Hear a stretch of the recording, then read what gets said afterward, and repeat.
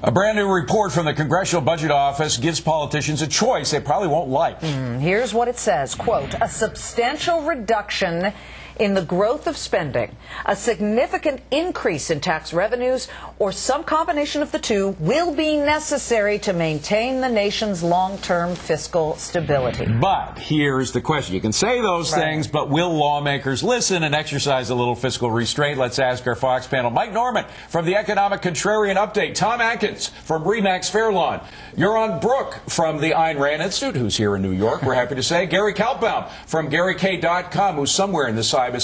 And Peter Schiff, author of Crash Proof. Thank you, folks, for coming in. Well, Euron, since it's the first time I've seen you in person, good to meet you. Good to meet you. Let's ask, it's one thing to say pay-go and all these other plans. The CBO comes out with this statement. Will Congress ever spend within their means? No. I mean, there's no incentive for them to do so. There's no, there's no ideology that would dictate that they do. They're just going to go ahead and spend. They'll slow it down periodically, as they have in the past. They'll accelerate when they have the cash. They'll accelerate it. But we're in a period of deficit spending, and there's no reason for them to slow that down. There's nothing down the pike other than a major economic problems that would do anything. Tom, I've got to ask you, because as we look toward what the CBO has to say, this is a nonpartisan organization that says it just provides the facts, and they're flat out saying stop spending, get more tax revenues somehow, one or both, but get it done. Right. Is it going to get done? Well, no. But first of all, let's describe CBO. CBO is a completely static organization. Everything they do is static.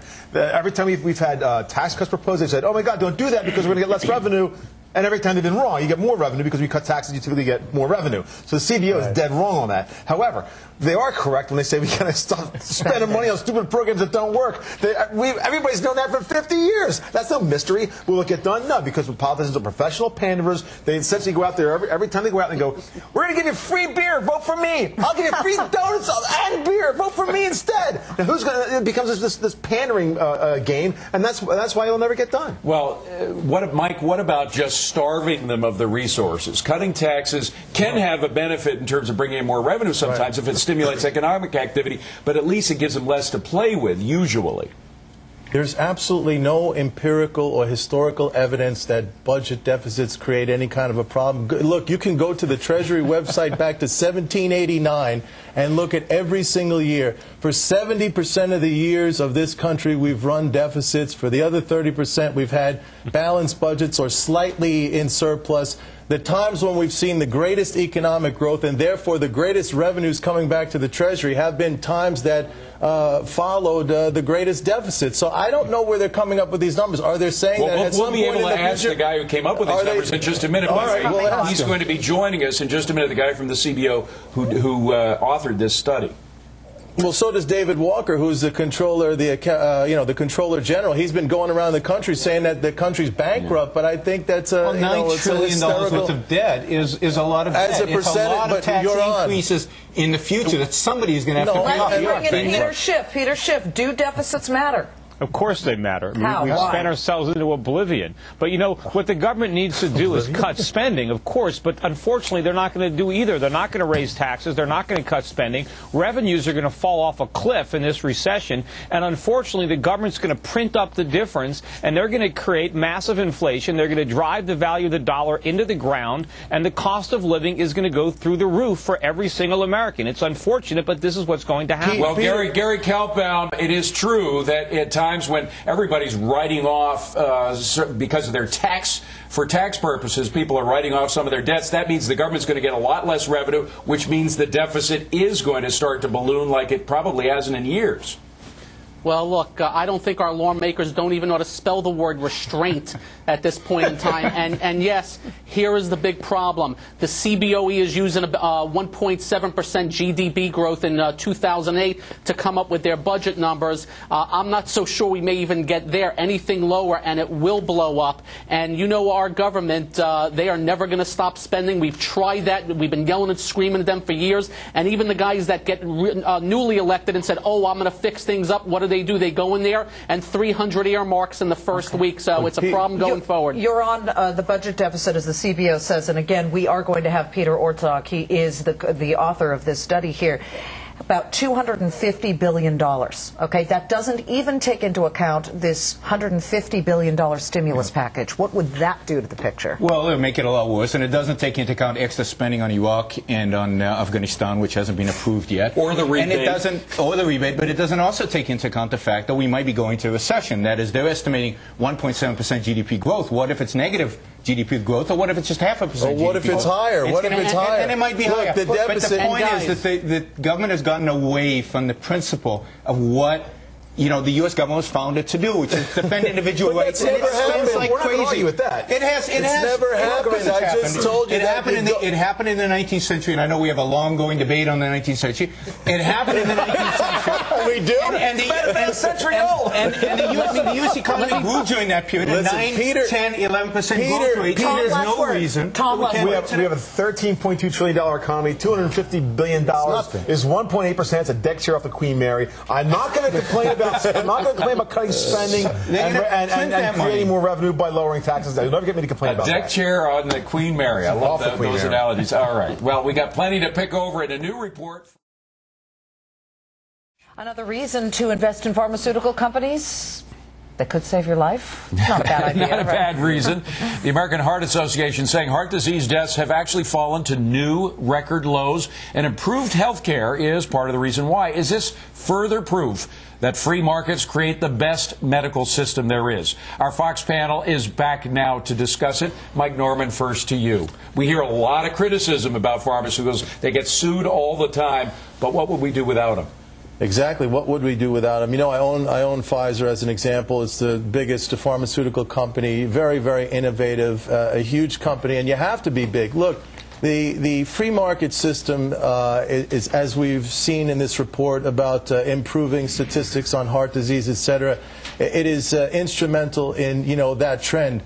But we also have to understand that it takes an enormous amount of research and development. That costs money. You need big companies like Pfizer. You also need, I hate to say it, you're going to hate me for saying it, Yes, you I am. need some government involvement in this too, because only the government can conduct or fund these ongoing research at universities and at big corporations. It's part of a process, but clearly the free market system is a big part of Peter it. Schiff, do you like Big Pharma? Well, look, we don't need any proof that free market capitalism works. I mean, we know it works. I just wish we had it here. I mean, that's the problem. We don't have the free markets that we used to have. We have all kinds of government intervention and all kinds of regulations. You're talking One about the FDA? One of the best things about free markets is that they work to lower consumer prices. Unfortunately, we're being robbed of that benefit by government-created inflation. And the Why does he prices are always going up, segue and they're into blaming the- it on the free market.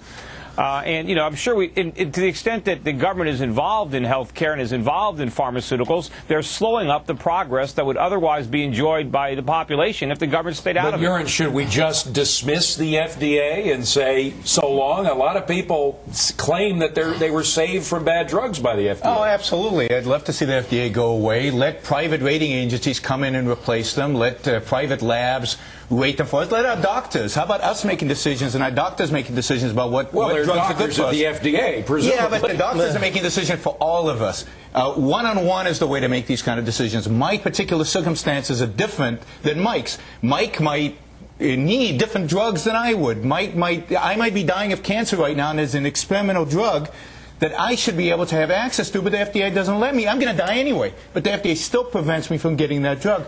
So I believe that, again, this is a function for the private markets, not the government. Government is doing nothing but violating my right to make a decision about what's good for me. Are pharmaceuticals a good investment right now in a tough time? Well, first of all, they're a good investment because people are getting old, and a lot more people are getting old. So you almost can't miss with it. Look, to further the marriage between Peter Schiff and I,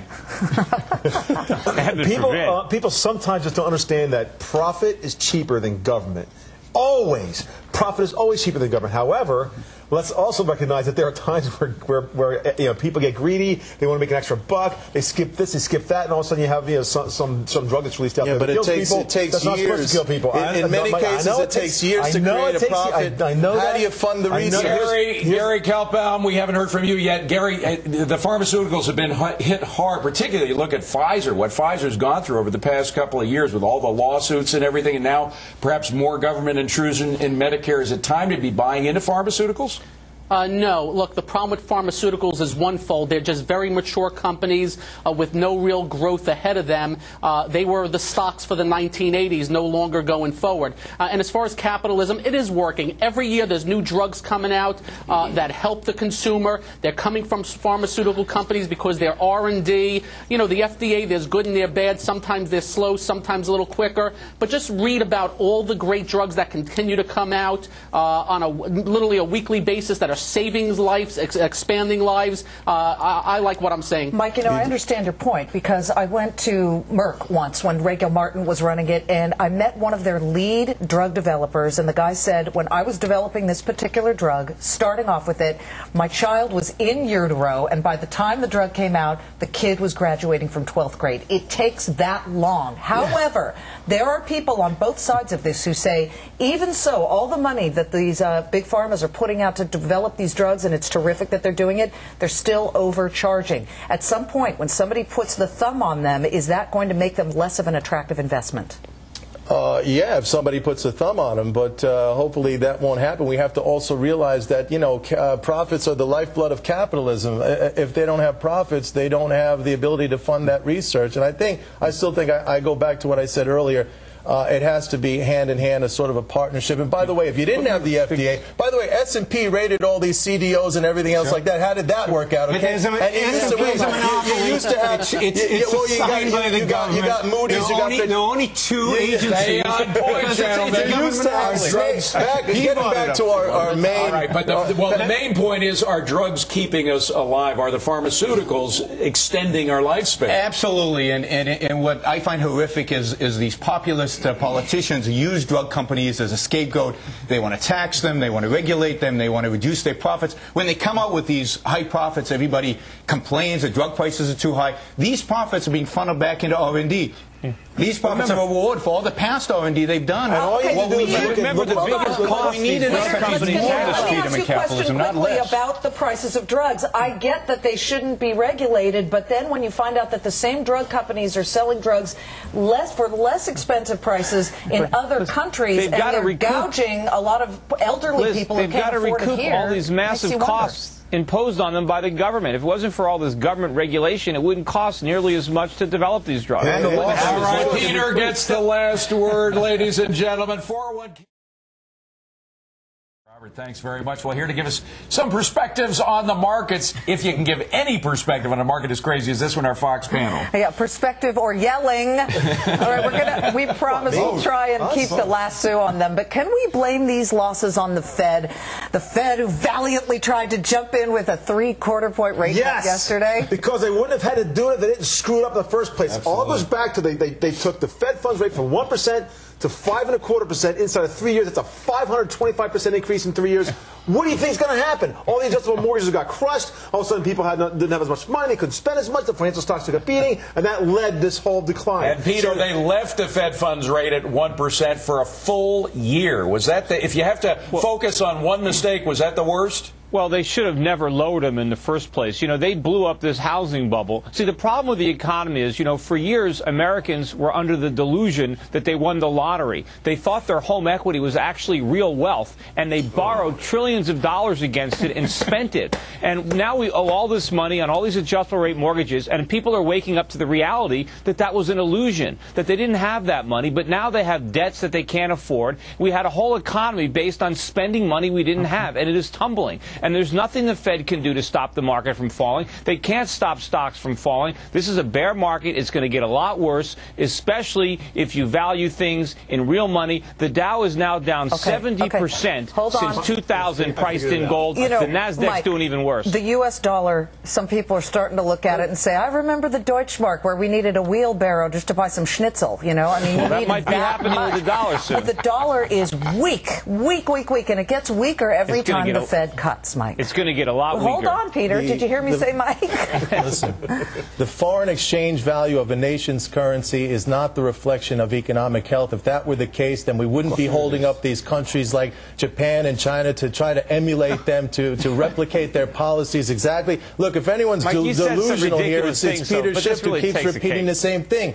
The dollar has had zero impact on the growth of household wealth in this nation. We stand at the top of all nations in the world. Our household net worth almost $60 trillion. That is assets minus liabilities. It's a bubble. The assets don't count. We got to pay. What do you mean the assets don't count? Of course they count. Are you out of your mind? The assets absolutely count, and they're adjusted for inflation. Look, the assets are not real. Hold on. Let me bring it out of that fight for a second. You're on.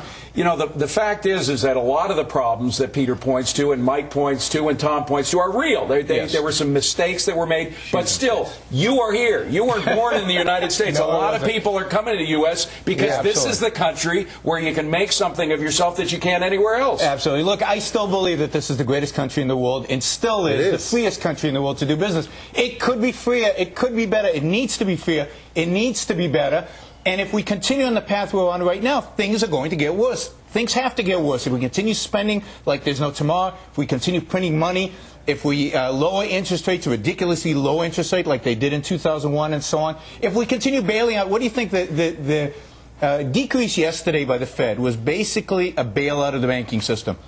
They lowered interest rates to steepen the yield curve to bail out all these banks that made bad decisions. They need to suffer the consequences. The lender of last resort. So, Gary Kelbaum, they shouldn't be. They shouldn't be. People should suffer the consequences. Gary, the Fed, as the banker of last resort, will soften the blow of what would have been a depression, making it just a recession? My problem is I just don't think the Fed has any control whatsoever. I think they have been a year behind the curve and everything, and they are just now playing catch-up. You know, this 3/4 of a point move took them down to 3.5, but you have the 2-year, I think, down in 2 and change right now, so they definitely have more to go. Look, there is enough to go around as far as blame to the Fed, but the Fed did not make the people at Citigroup and all these other places come out with these bad loans and fictitious loans, didn't make the lenders commit crimes, didn't make the borrowers go out there and accept money even though they weren't able to pay things back. Everybody is to blame at this point in time. And by the way, how much Red Bull are you serving these guys today over there? Gee, you can't get a word. Watching the Fed cut the Fed funds rate is almost like watching a skinny brother go on a diet for his fat 300-pound sister. The problem here is that the government does spend too much. We do tax too much, and that leads the Fed to do these stupid things. And the biggest problem is the Fed is a bunch of 1930s economists in a 21st century economy. It's all screwed up. I'm not going to quit. You guys think it's the Fed's job to stop the market from falling? Real estate I have prices news for all of you. If the market rallies 1,000 points from here, everybody will start applauding the Fed again. We're all beholden to the markets and all the news that comes out every day. I will not applaud the Fed. Neither will I. And I know Peter won't. I will. Never. By the way, it's not up 1,000 points, but we should mention that the Dow Jones Industrial Average is now up over 80. Well, it's up 79 points right now.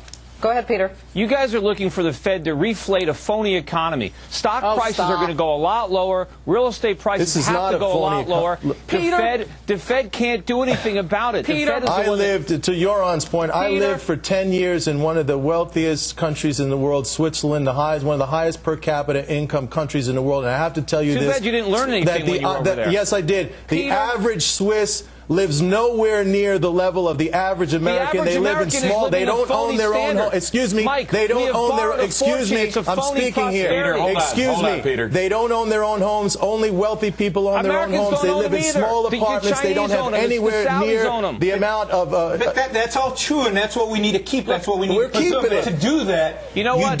You don't have stimulus packages that are going to inflate and increase the deficit.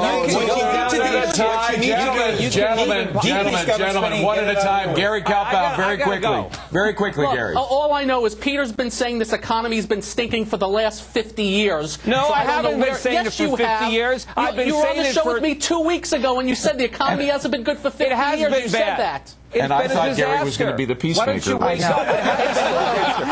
Hey, so how often do I have to be right? All right, Shabani. Well, this is such an exciting day that we are not going to move away from the markets at all. From the Chicago Merc, where you saw all that action in the pit, to the New York Stock Exchange. We're back now looking at the Chicago Merc. That's where that open pit screaming trading is going on. But you better believe we've got a lot of folks screaming at the New York Stock Exchange as well. But our own Jeff Locke is right there in the pit with the guys. Jeff, what's going on now? I want to tell you, give you this perspective here now. There's a guy I think we can get to. Bob, will you follow me right now? Okay, come on, let's go around here. We've got a guy. I think we can get our microphone in to a guy in the pit just to kind of give you. I heard the descriptions you were giving from the studio. Hey, Bobby. Oh, I know it's crazy. I know it's crazy. What's it like in there at the moment? Oh, this is exactly what we wanted to see. We wanted to see the markets come back to get some strength. It's going to put an awful lot of confidence back into the public and also the system. You think so? What's this about, though? What's sparking it? Right now, just before 1 o'clock, Bush came out and J.P. Morgan came out and said the Fed's going to boost, and try to stimulate the economy in many different ways. It's not over yet. It's not over yet, meaning? The stimulation. We might see lower interest rates. We might see more money pumped into the system. Might see more tax cuts. You weren't here this morning. Was that by design? Yes, it was. I decided to take this morning off. You came into the pit almost as this rally took off. What the hell do you know that nobody knows? Well, like I said, the rhetoric that came out just before 1 o'clock is what pumped all this volume up and brought us up over 5,000 points. Where's this going? Where's it going right now? I don't know. We're going to have to wait and see the dust settles, but a recovery like this is exactly what we want to see. We're going to see how the Asian and the European markets react tonight. They'll give us a little more indication. Bobby Gall, one of the market makers. Thank you, sir. Appreciate it very much. Back to you guys. Yeah, Bobby just lost money while Jeff was interviewing him. Thanks very much. Jeff, we're going to keep your camera up. I want to bring back in the panel and Peter Schiff. What do you make of this kind of move here where the Dow has seen such a massive point swing and now we're up more than 270 points? I don't really make much of anything of it. You guys need to refrain your enthusiasm. It's not a football game here. The market's going to go up and down. You're going to have short covering rallies. Is this a meaningful short-term bottom? I don't know. Maybe we'll have a few days of rallies. The charts still look pretty bad. We've done a lot of technical damage to the market. We are now finally in a bear market, at least in the NASDAQ. I've been saying that for a long time. You guys have been saying, well, it's not really a bear market because we're not down 20%. Well, the NASDAQ, I think, this morning was down 23%. We have a terrible economy. It's going to get worse. Stocks are expensive, and they're going to look a lot more expensive once their earnings disappear. So, if anything, you've got a little bit of a bounce here. It's an opportunity for people to sell. Okay, Tom, and then they got to sell their dollars. Dad says we have to restrain our enthusiasm. Well, Peter, I love Peter. But Peter reminds me of a clock that's stuck at 3:15. He's wrong every minute of the day except for twice a day. And then he tells you he's a genius. Yes, Peter, look, Tom, he's right about. He's been right. Are you kidding me? I'm trying to defend you. Let me. Gold. He's been right about gold. He's been right about certainly that we were perhaps heading to a bear market, albeit very briefly at the moment. But for 15 years he's been saying that. In the meantime, the Dow's been up 3 times as much. You've been wrong. I've never heard you say something. You got to tell me what's going up. You got to tell me a month before it goes up that it goes up, and a month before it goes down it goes down. But what about now, Tom? Now, look, this is going to start a rally because people believe that the federal government and the Federal Reserve is serious about kickstarting the economy and keeping the recession from happening. All they can do is create inflation. Mike Norman, Peter says this is just a short covering rally. What do you say? I don't agree. We've seen this over and over again, time and time again. The Federal Reserve has enormous impact on the economy. We've seen the economy turn around when stimulus has been applied many times in the past. We've gone through recessions. We've gone through market downturns. Eventually, they always bottom out. They recover, and they do that very quickly when the central bank is there to Gary act. Kalbaum, So you're saying we should keep Gary Kalbaum. Gary Kalbaum. I don't think that's Gary Kalbaum. We should perhaps keep the sound, the din of the trading floor in our ears as we go to you. It's not a game. Peter's right, but it is a very exciting element of our economy that's going on right now. Is this just a blip or is it something serious? Yes, it is me, Gary Kalbaum, by the way. By the way, when somebody holds up 2 fingers, that means they want 2 Hannah Montana tickets, okay? Keep that in mind. That's what this is about. Let me just say this. We dropped 1,920 points in 18 days. We would do the rally. If you remember yesterday, I said reversals like yesterday, now like today, give impetus for the market to rally. We're going to get a rally out of here. I'd like to see more confirmation, but I love one thing. When I see financials lead, it's a good thing, and hopefully there's more to it, but I want to see more than just one day. Yaron, what do you think about that point, which is often the case where whatever financials do, so goes the market? That might be the case, but I think I agree with Peter on one point, and that is you can't read too much into one day's numbers.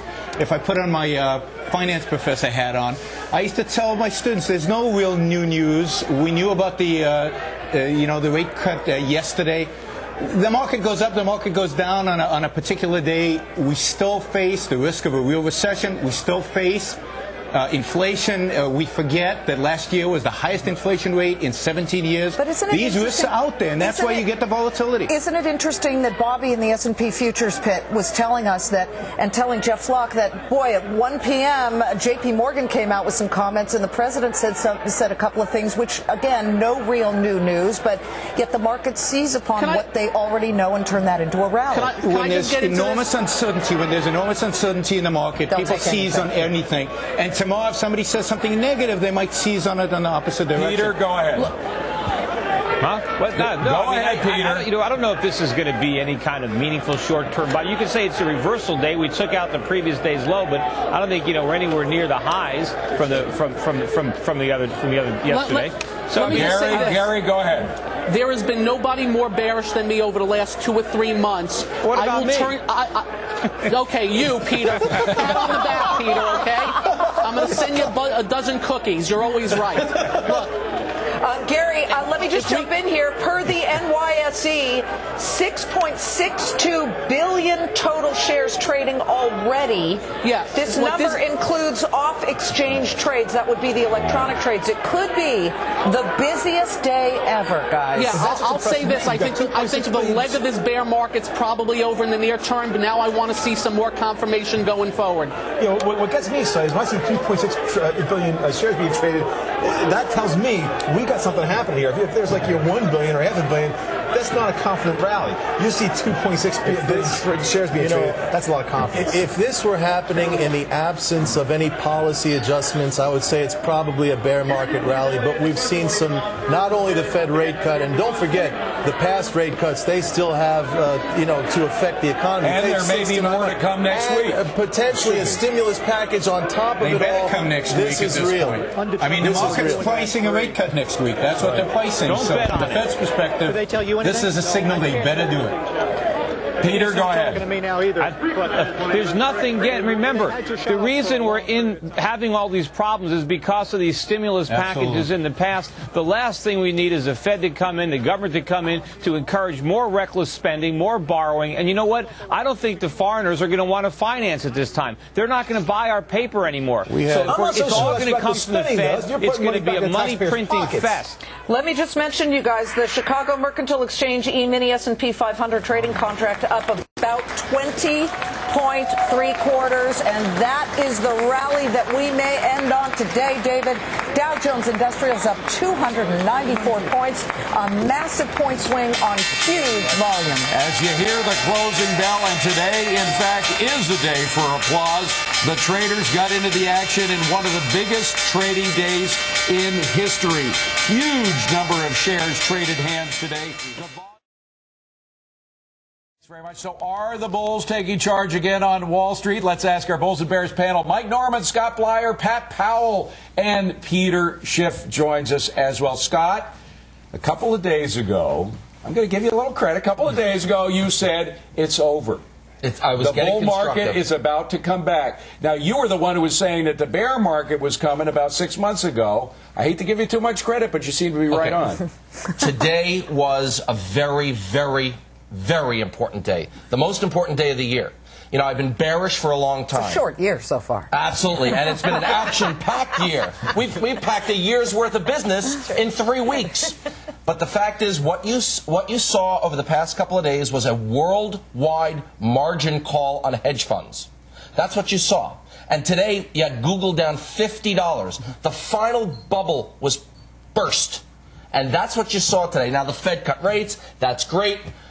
We've been buying small caps, some financials, some mortgage companies because they were so cheap and not going out of business. We're rewarded today, but I do think that the bear market is over for now for the next 6 months. Okay, Peter Schiff, you feel the bear market is not over, do you? No, I mean, it's just getting started here. Although we've been in an ongoing bear market, as I said, since the peak in 2000, priced in gold, the Dow is down by 70%. The NASDAQ is down much worse than that. So Americans have been losing a lot of wealth in the U.S. markets. But, as far as the nominal declines, I think we still have a long way to go in nominal declines, particularly in the NASDAQ.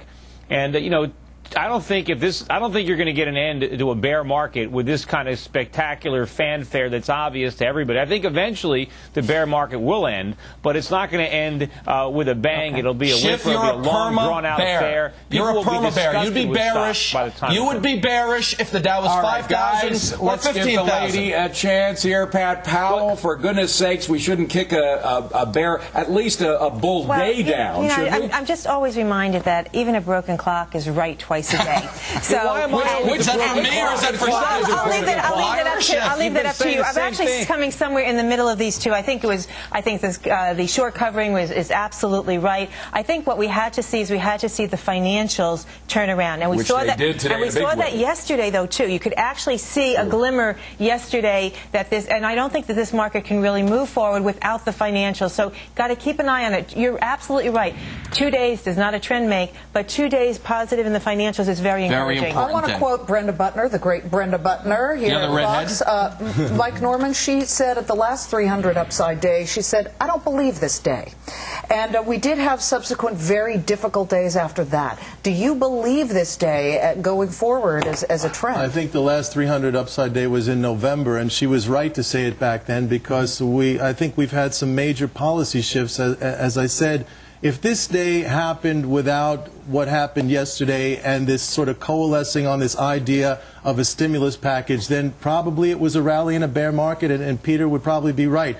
But I think conditions have changed, and not just in terms of policy. When you look at certain things in the economy now, Liz, when you look at mortgage applications, refis, when you look at the yield curve, when you look at bank lending, when you look at issuance of commercial credit, all the things that touched off this crisis late July and August, those things are abating now, but the media and investors are not paying attention to that, and I think this rally is real. I think the volume speaks for itself, and it's going to continue. Absolutely. But, Scott, should the folks out there keep a little bit of their powder dry before they come back in this market? Absolutely. The market is wild. You don't get a 600-point swing and have that volatility die in one day. But interestingly, technically, forget about the stimulus. The market's old high in the year 2000 was 11,750. What was the low of this entire move? 11,650, and we've bounced hard on a big volume. Peter Schiff, here's what I don't think has changed or abated, and that is lending situation here. I think the banks are very scared now.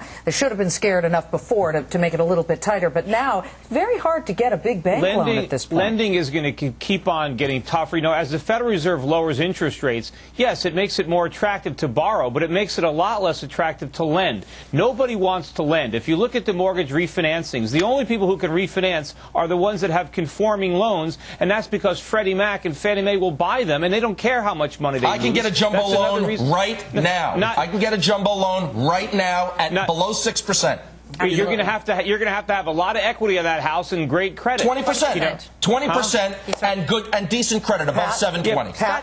Scott's absolutely right. I've been shopping this. I've been looking at this. No doubt. You can, before the Fed cut yesterday, you could get an $800,000 loan. But it's for not these fairy tale deals where you didn't put any money down. 5% down. This is going back to the old days. 20% down, good credit. Yeah, the average American doesn't have 20% to put down. They can't, and a lot of people right now that have homes have no equity. Well, so they there is still a lot of cash out there, but we got to move on. We'll be back to you. The Congressional Budget Office loans too, but should the government be in charge of helping prop up the mortgage market? Let's ask our Bulls and Bears panel. I think this is something that even Peter and Pat would agree on. But, Pat, let me go to you first. Should the government be doing this? Oh, my gosh, no way. Why not? What are they thinking of? The problem was too much money went into mortgages. Now they want to go in and they want to bail out the people who caused the problem. This is absolutely insane. Way, way too late. If you were going to do anything, you should have had this conversation a year ago. Coming in now is just absolutely ridiculous. A waste of money, and the Fed's going to have to do the exact opposite in a year from now. If they pump this up too much, the Fed will be raising rates to pull back the economy. Scott, am I wrong in thinking that they're kind of acting like the hedge fund boys who want to run in, pick up distressed assets, and bundle them together? Listen, Chris Dodd started speaking, and the market plummeted from down 100 to down almost 300, just as soon as he was done. If these guys would just stop talking and put the money back in their pockets, I think the market will be able to sort all this out. But I was just in Washington, D.C. this weekend, and I was taking the kids around, and we saw the government buildings, and all of the home-oriented FHA, all these government agencies were started in a recession. So what happens is we're going to have a new government agency to bail out homeowners. It's going to happen because the government wants to care about voters in an election year, and it's going to be very expensive. But we're broke. We can't bail anybody out. You know, these decisions need to be made in the free market between the borrowers and the lenders. Let them renegotiate terms. But, you know, even if people stay in their homes, what everybody is missing is the fact that the home equity is going to be gone. People are not going to have real estate wealth. Americans aren't going to have the net worths they thought they had. They might still be in a house, but their house is not going to be an ATM machine or their ticket to the good life. Well, I think most people realize their house isn't an ATM machine anymore. Mike, Americans are going to have to dramatically reduce their spending. And Peter, okay, get off of it. Mike. But that's the problem. Mike, go ahead, Peter. This is not the Peter Schiff show yet. Mike. Look, if the government plans to do this at pennies on the dollar, which was kind of, you know, what Dodd expressed there, then what's the point? If they were going to do this to avert a depression, as, you know, a lot of these agencies, as Scott said, were created during the 1930s to, you know, help in the depression. 70s as well. And they made it worse. That's a different point. But I don't see the necessity of it, you know, frankly, to do this. But let's get over it. Look, we have deposit insurance here in this country. The government bails out depositors if banks go under, so just get over it. We have these kind of, you know, safety nets in place. I'm not advocating that they do it, certainly not for pennies on the dollar. What is accomplished there? But we have a safety net after we've crashed. The idea of a safety net is before the fact. This is ridiculous. When a bank goes under, it's after the bank has failed as well. Listen, I'm not for it. I just said I'm not for it, particularly if you're going to bail out at pennies on the dollar. What's the sense? But let's get over it. Debt guys will do that. Have safety nets. We use them in this country. We have the pension benefit guarantee corp that takes care of difficult situations when pensions come into trouble. You have to remember one thing about owning a home. Owning a home has a tremendous tax advantage. That tax advantage is a major floor under the price of homes, especially in major metropolitan areas. Now, granted, Peter, maybe we're not going to have 30% gains a year like we've had over the last 5 years because of the bubble, and we'll give some of that back. But homes will continue to have very strong value for the American consumer. Peter, go ahead. Yeah, look, first of all, the tax deduction does you no good if you have no job. And sure, there is some floor to home prices, but it's way, way below current market values. We have 95% of the workforce working. I mean, who doesn't have a job? And plus, we have a growing population. We're making a million homes per year. For a 300 million Listen, Peter Schiff is a perma-bear. He's going to be bearish no matter what. It's that simple. We've gone from a 2.5 million housing start rate to a million housing start rate with a 300 million population. Do the numbers. There's going to be a shortage of homes. All right, let him finish his point. Go ahead, Peter. It's amazing how often and how regularly you guys could be right, and be wrong rather, consistently wrong. You'd accuse me of being the perma-bear when I'm the one that's gotten it right for the last several years. Wait a second. One of your clients sent me an email on 2003. You told everybody, well, we're in a little bear market rally, the market's going down. That was a Dow 8,500. So for someone who says he's perfect, that's a big mistake. You missed 5,000 beautiful points. Hold on. Peter, what I've been saying is that the market is going down in real terms, not nominal terms. So find out what the market was worth in euros, what it was worth in gold bullion, and see what's happening. That's the last word. That's the they listened. Yes, we listen to you, Liz. David. Wait a minute. What are you saying, Scott? I gave you the first crack at it. Ladies no first. more. No more. So after today's wild late-day rally, should investors feel good about getting back into the market, or was this just an aberration? Well, let's ask our Bulls and Bears panel, and I know one guy who's been in the market since Friday, Scott. Yeah, we've been buying what was beaten down last year. Now, I'm not making retailers, small caps, internet stocks, not the big names that everybody loved late last year. mortgage stocks and some financial stocks. This doesn't mean you go in all in. All of this volatility is not going to end so fast. There's still headline risk. But I do think that we've put in a really good bottom today. It's very important, this kind of big, huge volume intraday reversal from a technical perspective. I just don't think you can go all in, but I do think you can put more than your foot in the water. Put your bottom half in the water now for the next 6 months, and we'll see where the economy stands after that. Up to the bikini waist. bottoms? Your waist. Right? Wearing the Speedo? I've been in up over my head. I mean, I've been in the market the entire time. I don't think individual investors should try to time the market. I think if you buy... Why not? Because Sidestep history it. shows that you just can't do that. Pros can't do that. I don't think individuals can. I think you have to take a long-term perspective when you buy stocks. And I think if you could train yourself to use these sell-offs as opportunities to buy. We don't know, where the ultimate bottom is. I bought earlier on a lot of these stocks, but I'm confident that they're going to come back. We've seen this before. That's the approach that I think really, over time, turns modest investment into big sums of money. Peter Schiff, go ahead. Well, I doubt that this is a nominal bottom, but even if it is, even if we don't make a nominal new low, U.S. stocks are going to keep losing value relative to stocks around the world, relative to other currencies, relative to gold, relative to commodities. I've been out of the U.S. market for a long time, and because I've avoided U.S. stocks, I have a lot more money. My clients have a lot more money because we've understood the real problems for the U.S. economy and for the dollar, and we know we're in a bear market. It's a bear market like the 1970s. Pat, what are you buying? What do you like? What has been a good bet for you? This is a wonderful opportunity right now to clean up your portfolio. If you've made mistakes, if you've overextended yourself in a single stock, it's an opportunity. I think Scott's right. I think we're going to have a period in here where we're going to have a real opportunity to clean up those mistakes. If you've got 20% in a single stock, get yourself down to what is rational. Peter's right, too. You have an opportunity maybe to have some international in your portfolio, but not everything, because, Peter, the international markets are absolutely correlated to the U.S. markets, particularly in down markets, not necessarily in up markets, but in down markets. The international markets are highly correlated to the U.S. markets. We saw Asia absolutely, fall, and you know what? That's predictable.